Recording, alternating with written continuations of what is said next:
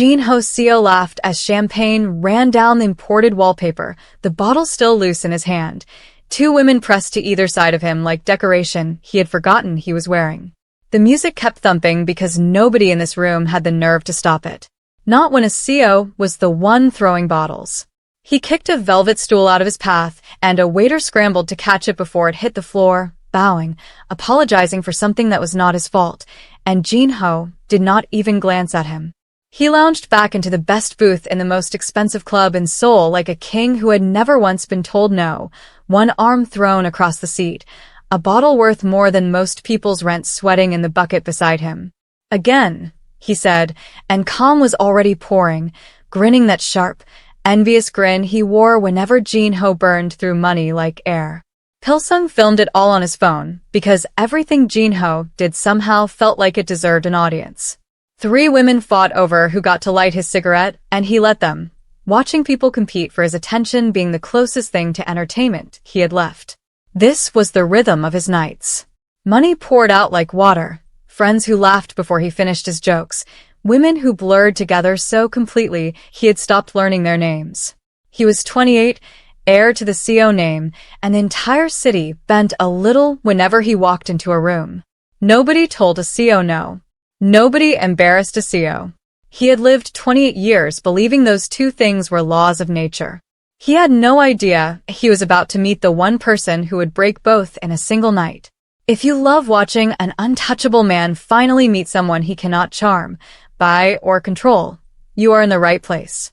Tap subscribe and drop a like so this story reaches more people like you. Share it with someone who needs to see it and stay till the end because the way this one turns is something you will not see coming. By the next morning the video was everywhere. Pilsung's clip had slipped out of his phone and into the city's bloodstream. The bottles, the women, the waiter bowing, all of it stamped with a headline that made the Seo name look like a joke. Chairman Seo watched it in his study, with his tea going cold in his hand. Behind the news anchor's shoulder the Seo Group stock ticked down a quiet, humiliating fraction of a point, and he set the cup down hard enough to crack the saucer. He had tried everything with the boy. He had cut off the money and watched Jin-ho borrow against the name instead. He had restored it and watched him spend faster. He had threatened, lectured, pleaded, and every word slid off his son like rain off glass. The worst part was the charm. Jin-ho could walk into a board meeting he had skipped for a month and have the older men laughing inside a minute. He was charming and rotting at the same time, and the rot was winning. Force will not change a man like that, the old chairman thought, watching his son's face frozen mid-laugh on the screen. Only one thing changes a man like my son. A woman he cannot have. A woman who does not want his money, does not fear his name, and will not fall at his feet like all the others. He picked up his phone and made the call that would set everything in motion. Across the city, Isabella was already 3 hours into her day. She moved through the boutique studio where she worked like she owned the air in it, pinning a hem here, talking a nervous bride down from panic there, fielding a call from her younger brother about money for his school trip and promising she would handle it before lunch. She handled everything. That was the thing people learned about Isabella within 5 minutes of meeting her. She was not rich, but she was never sinking either. She had built a small, steady life with her own 2 hands, and she guarded it like it was made of gold, because to her it was. Minju found her between appointments and dropped into the chair beside the mirror with 2 coffees. "You look like a woman who has not sat down since sunrise," Minju said. Isabella took the cup, without looking up from the dress she was steaming. "That is because I have not. One of us has to keep the lights on." Minju was her oldest friend, the kind who could say anything to her and survive it, and she watched Isabella work with the particular worry of someone who loved a person too proud to ever ask for help.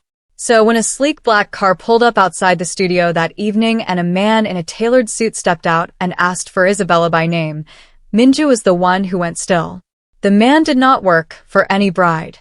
He worked for Chairman Seo, and he had an offer that did not make sense until he said the number attached to it. They met the chairman in a private room above a restaurant Isabella could never have afforded on her own. He was older than she expected, tired around the eyes, and he did not waste her time with small talk. "My son is destroying himself," he said, "and he is taking the family name down with him." I have tried everything a father can try. What I need now is someone he cannot push around. Someone who will get close to him, see the man underneath the mess, and pull him back to it. Isabella set down the menu she had not opened. You want me to date your son? The chairman did not flinch. I want you to change him. However that happens is your business. And then he named the figure, and named it again when she made him repeat it, and the number was enough to buy her brother's whole education and the workshop she had been quietly dreaming about for 3 years. She thought about her pride. She thought about how strange this was, how close to selling something she could not name. Then she thought about the dream, sitting just out of reach, and she pulled the contract toward her. She read every line before she signed. She always did. The pen moved. The chairman's man slid an envelope across the table, and just like that, Isabella was in the business of fixing a man she had never met. She told herself it was a job like any other. She told herself she would keep her distance, do the work, take the money, and walk away clean. She believed it too. That was the last night she would believe it for a long time. The gallery opening was packed with the kind of people who came to be seen, and Jinho arrived an hour late with Kong and Pilsung trailing him like a wake. He was already half drunk and fully bored. He cut the line, took a glass off a passing tray without thanks, and when a server stepped into his path by accident, he tipped the entire tray of canapes onto the floor and laughed at the man's scramble to clean it. The room watched and pretended not to. That was what the room always did. Isabella watched too, from across the floor, and something in her went cold and sharp. She had not planned the moment. She had planned to be charming, to drift into his orbit the way the chairman wanted. But then she saw his shoe nudge a fallen plate toward the kneeling server just to watch him reach for it, and the plan evaporated. She crossed the room with a full glass of red wine, and the people in her path moved without quite knowing why. Jinho turned at the exact moment she reached him, that practiced smile already loading, and Isabella poured the entire glass down the front of his pale designer shirt.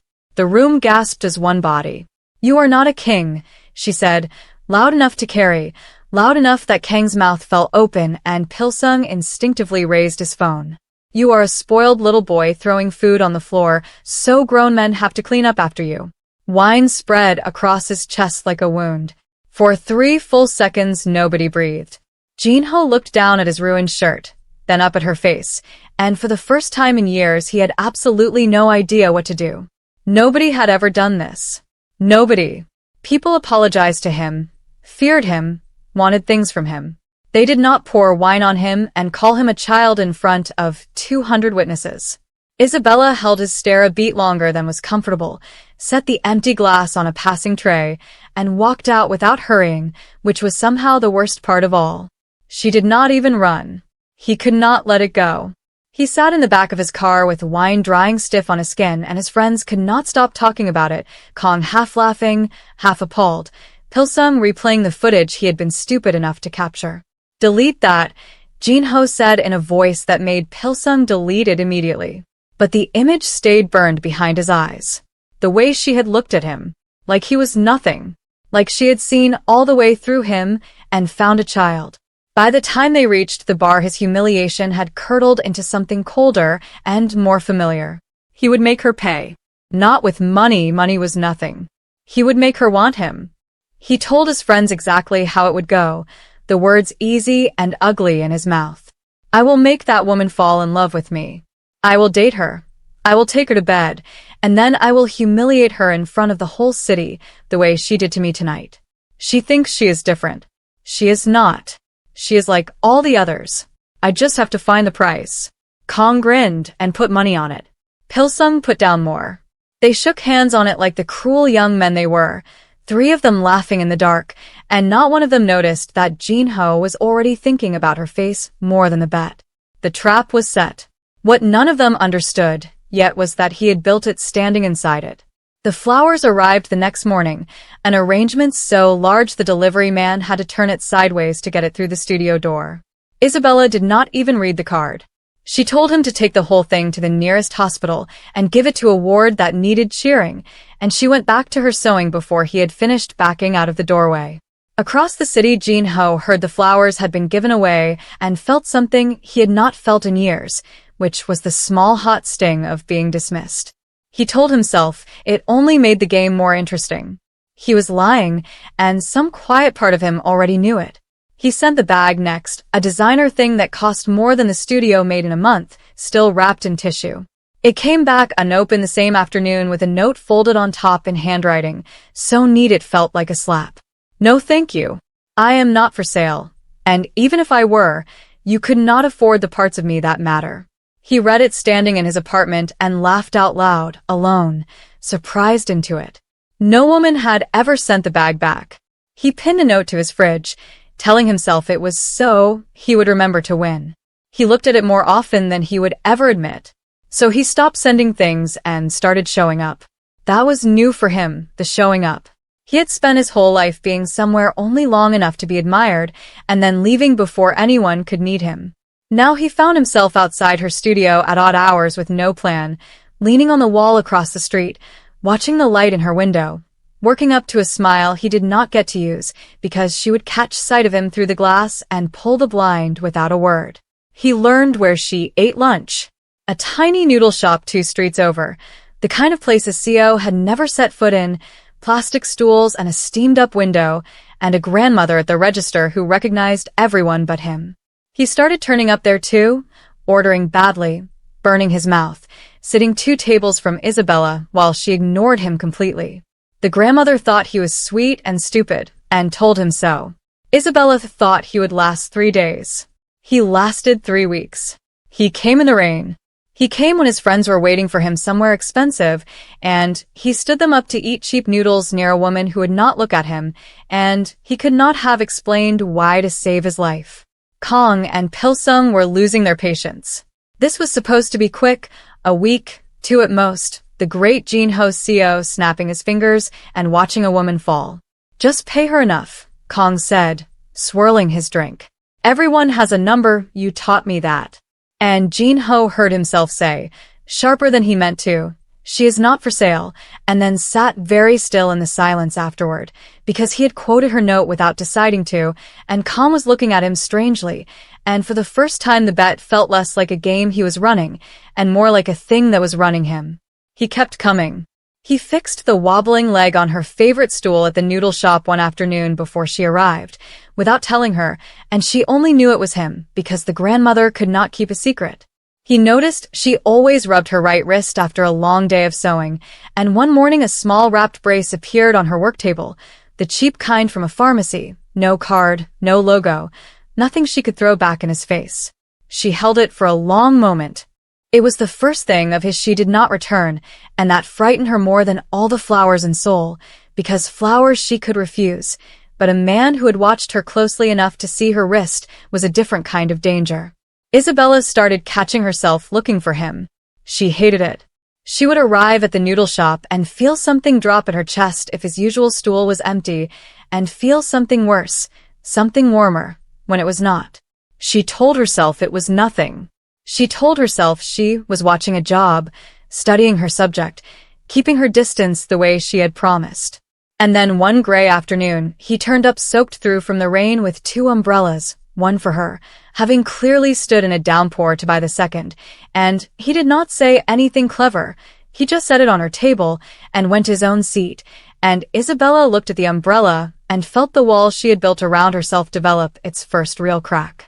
She agreed to 1 date that day. Just 1, she told herself. On her terms. The first lie she told herself that she would spend the rest of the story wishing she had listened to. He expected the date to be easy, the way they always were, a nice restaurant, a practice charm offensive, home before midnight. Instead, Isabella chose the place, and she chose it as a test. A tiny rooftop pojamika strung with bare bulbs where the soju came warm and the ajumma yelled at her regulars like family, and the plastic chairs threatened to give out under anyone over a certain weight. She watched his face the whole climb up the narrow stairs, waiting for the sneer, ready to write him off the second it appeared. It never appeared. He ducked under the low awning, took in the crooked lights and the city spread out beneath them, and something in his shoulders that had been wound tight for as long as she had known him simply let go. He sat on the wobbling stool without complaint, ordered whatever she ordered, and then the thing happened that neither of them had planned for. They talked. Really talked. She did not flirt, and she did not flatter, and she did not laugh at his jokes to make him feel large. She argued with him. She called him spoiled to his face and then asked, in the same breath, what had spoiled him, and waited like she actually wanted to know. And Jin-ho, who lied to everyone, including himself, especially himself, found the truth coming out of him in the warm dark over cheap soju. His mother, gone since he was 9. The way the company felt like a beautiful coat tailored for a man he was not and could not seem to become. The friends who loved his money, and the father who loved his potential, and not one single person, in 28 years, who had ever once just wanted him. She did not pity him. That was what undid him. She listened, and when he finished she said, quietly, that being given everything and shown nothing was its own kind of poverty, and that he could keep using it as an excuse or he could put it down, his choice, and either way the soju was getting cold. Nobody had ever spoken to him like he was a person who could change. He walked her home that night through empty streets, not touching, talking the whole way, and when she disappeared into her building he stood on the pavement for a full minute grinning at nothing like an idiot, and somewhere underneath the grin a small cold voice reminded him what he had told Kong he would do to her, and for the first time the thought made him feel sick. One date became another, and he stopped counting them as moves. He took her to a night market and lost 3 games of ring toss on purpose before realizing she was beating him for real, and she made him carry the enormous ugly stuffed bear she won all the way back to the car, the heir to the CO fortune hauling a neon monstrosity through the crowd while she laughed at him, and he found he would have carried it across the entire city if it kept her laughing like that. He took her shopping and she refused to let him buy her so much as a coffee, then spent 2 hours helping him choose a suit that did not look like his father had picked it out, standing behind him in the mirror and tugging the lapels straight with a frown of concentration he wanted to memorize. They drove out to the coast on a freezing bright afternoon and ate ice cream in a wind that made no sense for the weather, and when his comb collapsed in his hand she laughed so hard she had to sit down on the seawall, head thrown back, and Jin-ho stood there with melted ice cream running down his wrist, and understood that he had been laughed at his entire life, mocked, ridiculed, filmed, and that this was the first time being laughed at felt like being let in instead of pushed out. He sat down beside her on the cold stone. He did not reach for her. He just wanted to be next to her, and the wanting had nothing to do with any bet, and that terrified him more than anything had in years. The guilt grew alongside the love. The two of them braided so tight, he could not pull one loose without the other. Every real moment with her was a small betrayal of the lie he had started, and every reminder of the lie made the real moments more precious and more poisoned at once. He stopped sleeping properly. He would lie awake replaying the easy, ugly words he had said in that bar. I will take her to bed and humiliate her. She is like all the others, and he would think about her hands fixing his lapels, her voice in the dark saying he could put it down, and he would feel like 2 men, one of whom needed to die so the other could deserve her. He did not know how to confess it.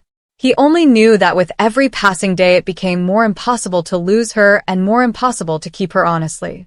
He booked the weekend on Jeju to impress her. The old instinct, throw money at it, and she let him, and then she spent the first morning quietly undoing every assumption he had about who she was. They were eating breakfast by the water when he watched her notice the elderly couple at the next table counting coins, coming up short, the wife's face going tight with embarrassment. Isabella did not announce anything. She caught the waiter on his way past, murmured something, pressed folded money into his hand, and shook her head when he started to thank her, and the old couple never knew their bill had been quietly covered by a stranger. Jin-ho saw all of it, and felt the bet die another inch inside him, because you cannot scheme your way to victory over a person who is simply, stubbornly, privately good when she thinks no one is watching. That night they walked the dark beach, and she asked him the question no one had asked him before, which was not what do you want to have but what do you want to be, and he did not have an answer. And instead of filling the silence with charm, he let it sit there, honest and empty, and she let it sit with him. She told him about her own life then. The father who left. The years she carried her family on her back, the brother she was putting through school, the small fierce dream of a label with her own name on it that she had been too busy surviving to chase. She had never told anyone the dream out loud. She told him. And Jin-ho, holding the most valuable thing anyone had ever handed him, felt the lie at the center of everything turn to lead in his stomach. The next afternoon, she saw the other half of him, the half the tabloids would have paid a fortune to disbelieve.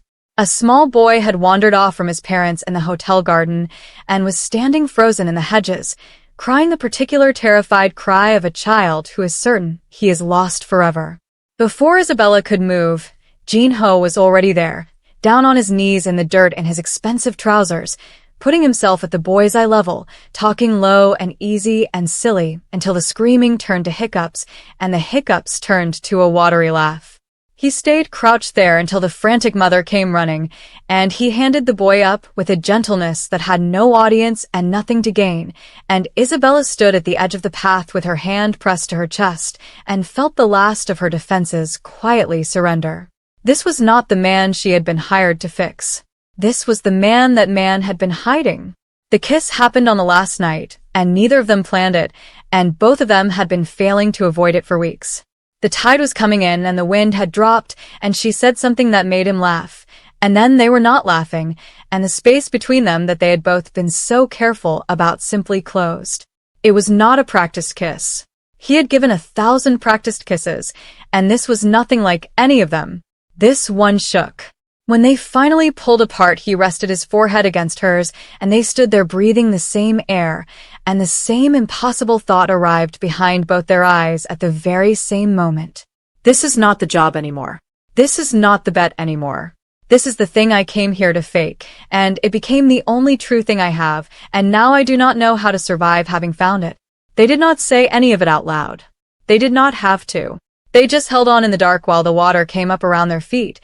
Two people who had each set a trap and walked into it together. On the flight back, he watched her sleep against the window and made a decision he was too much of a coward to keep. He would tell her.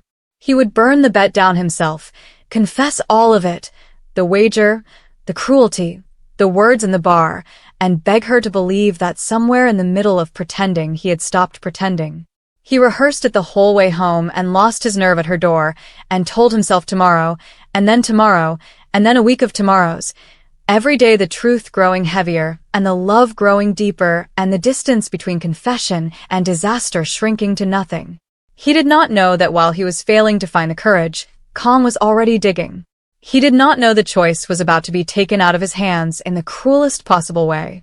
The change in Jin-ho was the kind people noticed before they could explain it. The club called, and he did not go. Kong sent the usual invitation for the usual reckless night, and Jin-ho looked at his phone, set it face down, and went back to the report he was actually reading. He started showing up at CO Group sober and on time, and the older men who had written him off found themselves blinking at the sharp young man asking real questions at the foot of the table. Isabella came to the board meetings sometimes, sitting at the back, and he found her face across the room whenever he had to speak, steadying himself on it. Afterwards, she would tell him what he did well and exactly what he botched, and he listened to both. He stopped seeing other women entirely, which his friends found almost unbelievable. The great Jin-ho CO faithful to one woman, calling her at night just to hear about her day, learning her family, meeting Minju, and surviving the interrogation. For the first time in his life, he wanted to be a man worth keeping.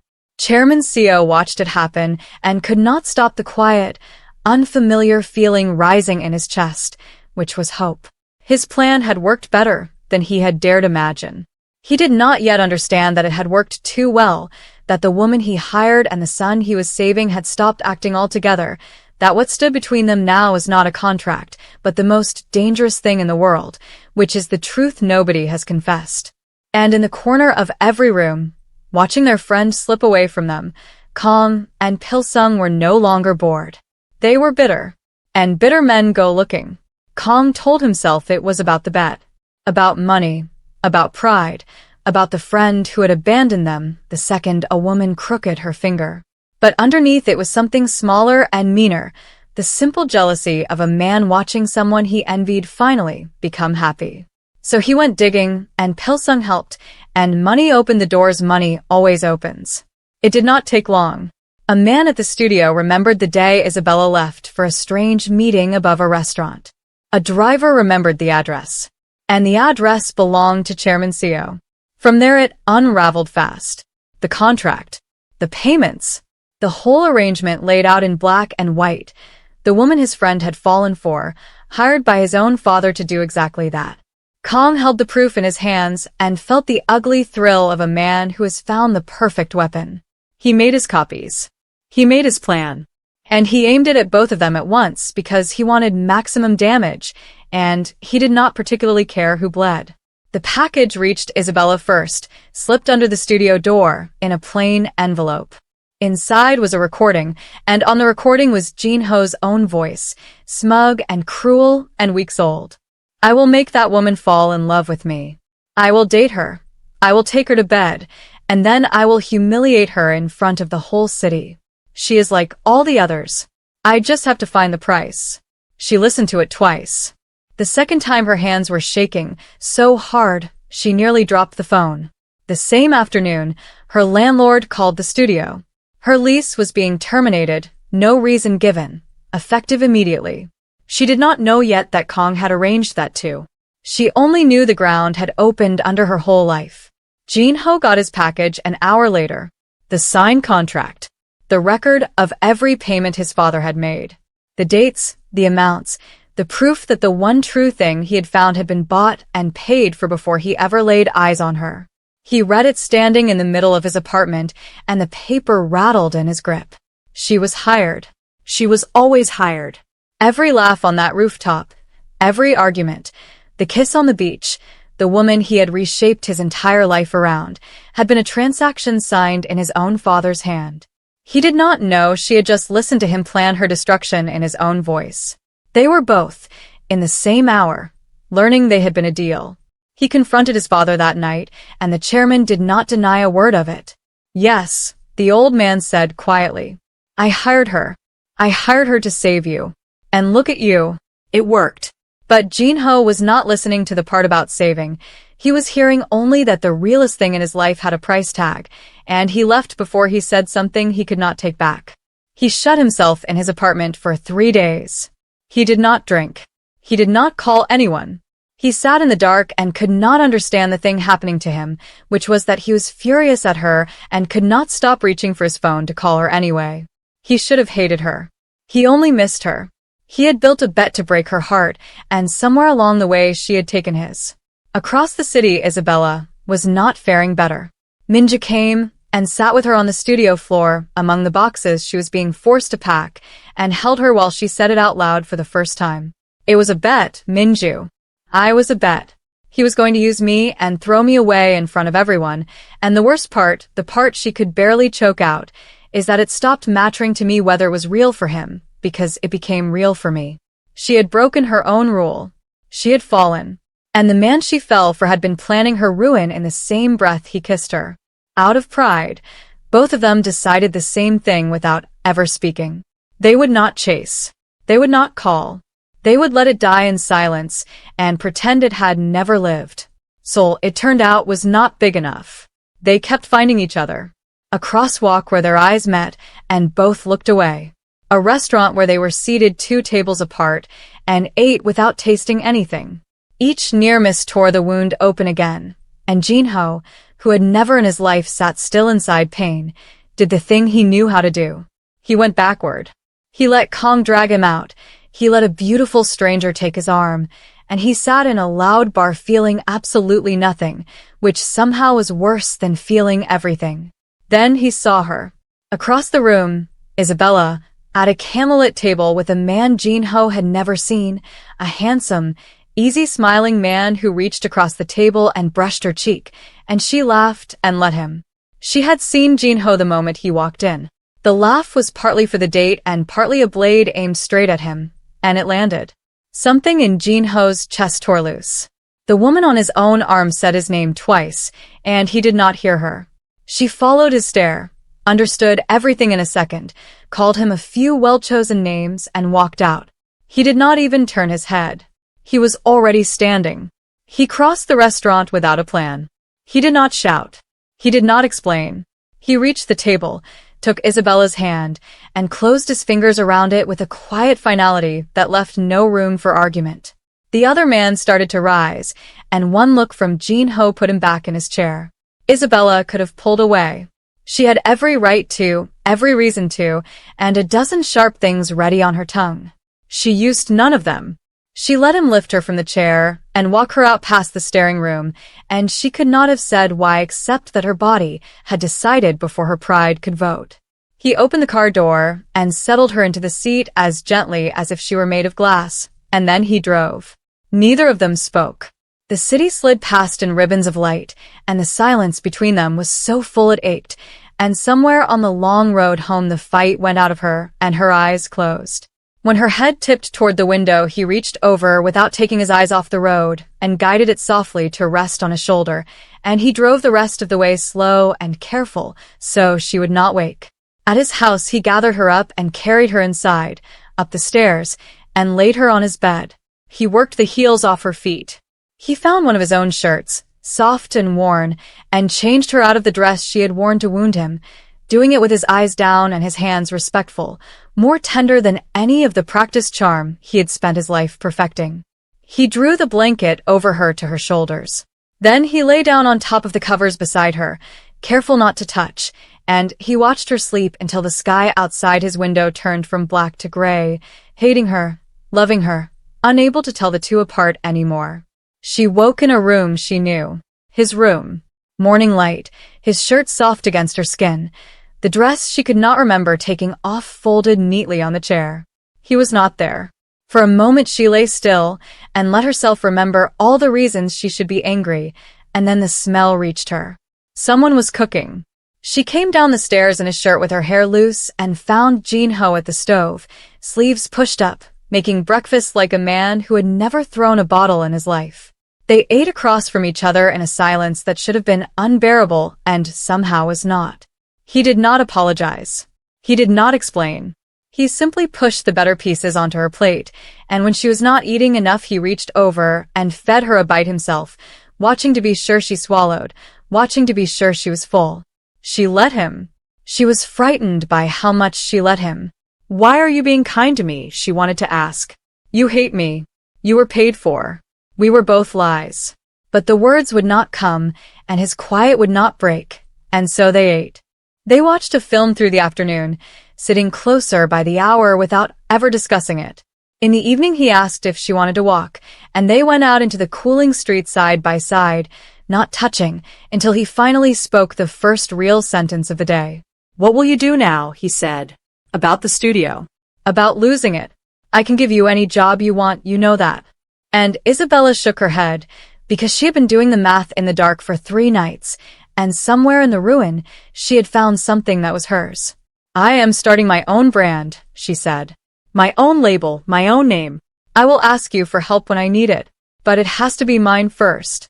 He looked at her for a long moment and nodded, and something in him that had been clenched since the envelope arrived finally let go. That night they did not talk about the contract or the bet or the recording or any of the wreckage between them. They reached for each other in the dark and found that the wreckage did not matter as much as the wanting, and they forgave each other without a single apology spoken aloud, the way people do when the love underneath the wound turns out to be bigger than the wound. They fell asleep tangled together, and for the first time in weeks both of them slept the whole night through. She built the brand the way she built everything, with her own 2 hands and very little sleep. Jin-ho learned quickly that the fastest way to lose her was to try to do it for her, so he did the one thing she would allow. He made calls. He filled her launch with the kind of people who never come to a first-time designer's show, editors and buyers and the curious wealthy, and then he stepped back and let the room discover what he already knew, which was that she was extraordinary. The launch was hers from the first stitch to the last guest. The collection moved down the runway, and the room leaned forward, and Isabella stood at the side watching 3 years of stolen dreaming finally stand up and walk, and she did not cry until it was over. Jin-ho found her in the quiet after, away from the cameras, and he did not say anything clever. He said, "I am proud of you," and he meant it more than he had ever meant anything, and she understood that he had given her the one thing his money could not buy, which was the room to do it without him. They slipped out into the night while the party went on without them. On a quiet street with the city humming around them, he finally said the words he had been carrying. "I am sorry. For the bet, for the cruelty, For the boy I was when I first saw you and decided to break you. I stopped being able to go through with it the first night on that rooftop, and I was too proud and too afraid to admit it. And Isabella told him her own truth in return, that she had taken his father's money and signed the contract and meant to keep her distance and failed completely, and then she told him the thing she had done 2 weeks before any of it fell apart. I gave it back, she said. All of it. Every one of your father's money, returned before the envelopes ever came. I did not want to be paid to love you. I just wanted to love you. I did not know it would go this deep. Neither of them had known. That was the whole miracle of it. Jin-ho went to his father not as a son seeking permission, but as a man laying something down. He forgave the old chairman, who in turn did something Jin-ho had never once seen him do, which was ask to be forgiven. I played with your heart, the chairman said, and I would do it again to get back the son I have in front of me. But I am sorry for the cost of it, and I am sorry it hurt her. They sat together longer than they had in years. And then Jin-ho told him the rest. I am going to marry her. Not because you arranged it, because she is the best thing that ever walked into my ruined life, and I am not letting her leave it. The chairman gave his blessing with his whole heart, and meant it. The engagement party glittered, but the moment that mattered happened away from all of it, when Jin-ho led Isabella outside to where a car sat wrapped in ribbon, a gift, hers, in her own name on the papers, and then he got down on one knee on the cold ground and asked the woman who had once poured wine down his shirt to spend her life teaching him how to be a man worth keeping.